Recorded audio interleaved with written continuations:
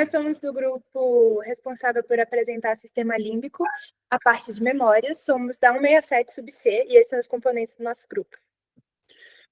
Nosso trabalho é composto inicialmente pelos tipos de memória, depois vamos falar sobre estruturas do sistema límbico e suas funções, partindo então para a parte de mecanismos de formação das memórias declarativas, então esquecimento, memória da infância e, por fim, a gente vai trazer algumas correlações clínicas com os conhecimentos de anatomia que a gente já aprendeu até agora. Bom, para começar, a gente tem a possibilidade de classificação de uma memória quanto a 2 critérios, em relação à natureza dela e ao tempo de retenção. São 2 critérios que se juntam e que não se excluem. As memórias declarativas, elas podem ser verbalizadas, facilmente explicadas. E podem ser também divididas em episódicas, que são cenas ou eventos específicos, como uma viagem que a gente vivenciou, uma festa de aniversário ou até um filme que assistimos. Enquanto as memórias declarativas semânticas têm mais a ver com conhecimentos gerais, que a gente não sabe exatamente quando que eles começaram e quando que eles terminaram, como, por exemplo, as capitais de cada estado do Brasil, ou os conhecimentos que a gente junta durante a nossa formação médica, que podem ter começado durante toda a nossa vida. Já a não declarativa são coisas que a gente não consegue explicar verbalmente, mas que a gente sabe como fazer e a gente sabe o que é. A gente sabe, por exemplo, hábitos, que são memórias não declarativas de condicionamento. A gente sabe escovar os dentes, a gente sabe também memórias procedimentais, que estão muito ligadas à motricidade, como andar de bicicleta.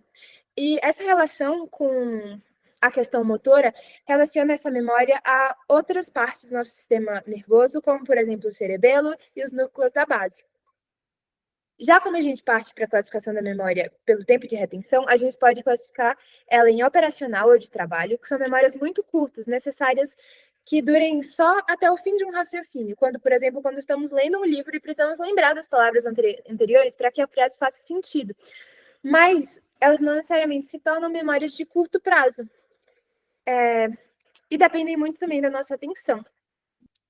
As memórias de curto prazo, essas sim elas chegam no nosso hipocampo, que vamos ver mais para frente, enquanto as operacionais não chegam, ficam na área pré-frontal. E elas ficam por algumas horas, cerca de 3 horas em média. E a partir daí, elas podem ser esquecidas ou se tornar memórias de longo prazo, no caso, ser consolidadas, o que envolve principalmente modificações plásticas nas nossas sinapses e nos nossos neurônios, sendo o hipocampo uma região essencial para que essa consolidação aconteça. Vamos partir agora para ver de verdade essas estruturas. O hipocampo, ele vai ser o principal responsável pela modulação, pelo filtro do que acontece com as nossas memórias. Ele vai receber também estímulos da amígdala, do núcleo accumbens e dos corpos mamilares, estruturas do circuito de papéis que estão fortemente relacionadas ao sistema límbico referente às emoções. Por isso, por exemplo, se explica eventos que têm uma forte carga emocional serem mais fáceis de ser lembrados. Como, por exemplo, o dia da nossa aprovação em medicina. É uma coisa que a gente provavelmente nunca vai esquecer. Já quando a gente parte para o giro denteado, ele é uma área entre o hipocampo e o córtex entorrinal, uma fina camada de células que está relacionada à memória espacial, enquanto o córtex entorrinal, por si, ele funciona como uma porta de entrada para todas as referências de diversas partes diferentes do nosso córtex até o nosso hipocampo, que vai fazer a filtragem e o processamento dessas informações. Ele costuma ser o primeiro e o principal acometido pela doença de Alzheimer.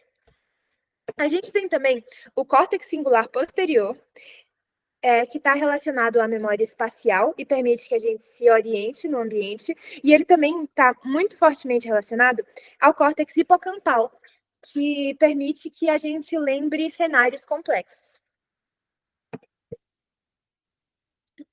A gente também vai ter a ativação de áreas corticais, como a área pré-frontal, que está ligada às memórias de trabalho, que eu falei anteriormente, que são muito rápidas, elas não chegam a ser armazenadas, elas são processadas no córtex, não chegam no hipocampo.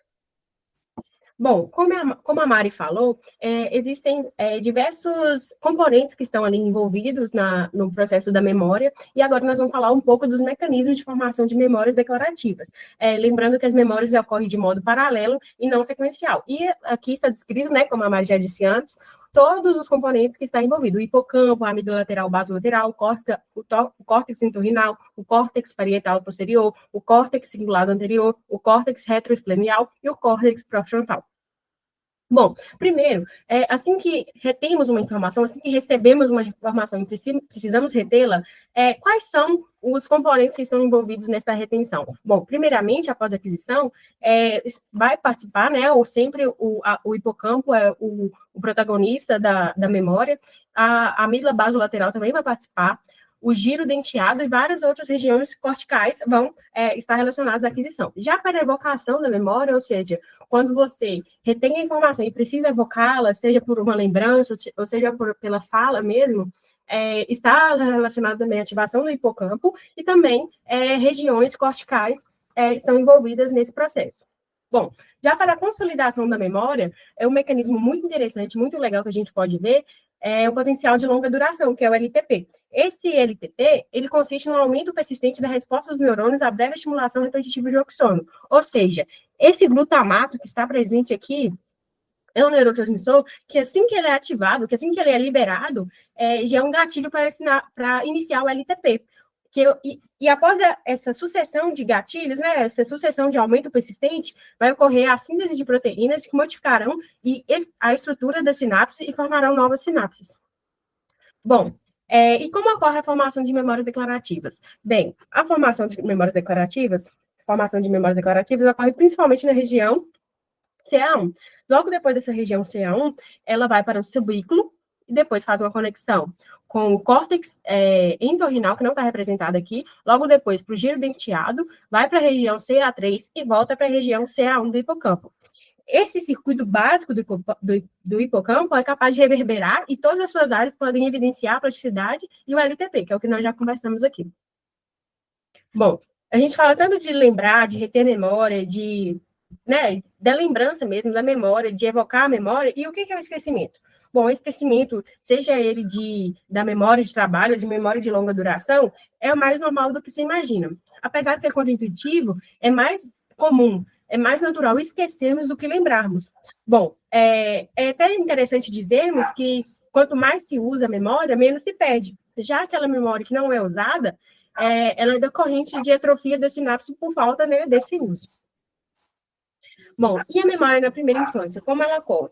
Antes dos 3 ou 4 anos, a memória é formada em um mundo pré-linguístico, né? A criança ali, ela não tem desenvolvida aqui a área de Wernicke, que é responsável pela compreensão da linguagem e inteligência, e a área de Broca, que é a formação de palavras, né? Que é responsável pela formação de palavras. Ela não tem esse desenvolvimento bem estabelecido, e logo após ela completar, né, uma idade maior, após os 4 ou 5 anos, essas memórias passam a ser traduzidas instantaneamente por causa do desenvolvimento dessas regiões. E aí a criança poderá ter uma aprendizagem e formar ali sua vida afetiva. Bom, temos agora algumas correlações clínicas que são bem interessantes. Primeiro é a síndrome de Korsakoff, que é uma degeneração dos corpos mamilares dos núcleos anteriores do tálamo, que fica mais ou menos aqui nessa região, que acontece por consequência de um alcoolismo crônico. E seus sintomas são diretamente relacionados à amnésia anterógrada e retrógrada. Aqui é um cérebro saudável, e aqui é um cérebro acometido pela síndrome de Korsakoff. Bom, outro muito interessante, principal, né, doença relacionada à memória é Alzheimer. E aqui no Alzheimer, é importante destacar que um cérebro saudável, um cérebro com Alzheimer sem demência e um cérebro com Alzheimer com demência. Aqui, a quantidade de placas neuríticas. O cérebro com Alzheimer, ele tem mais placas neuríticas que um cérebro sem Alzheimer. E isso também está aqui nessa imagem, essas placas neuríticas que não possuem aqui no cérebro saudável. Já a quantidade de neurônios no córtex, no hipocampo e nas amígdalas, ele é diminuído, né? Ele é menor no cérebro com Alzheimer e com demência. E já a quantidade de números de células da glia, ele é aumentada no cérebro com Alzheimer e com demência. E aqui é uma imagem bem interessante que mostra, né, uma falha. Já começa a mostrar uma falha das conexões que caracteriza a demência. Então é isso, pessoal. Muito obrigada.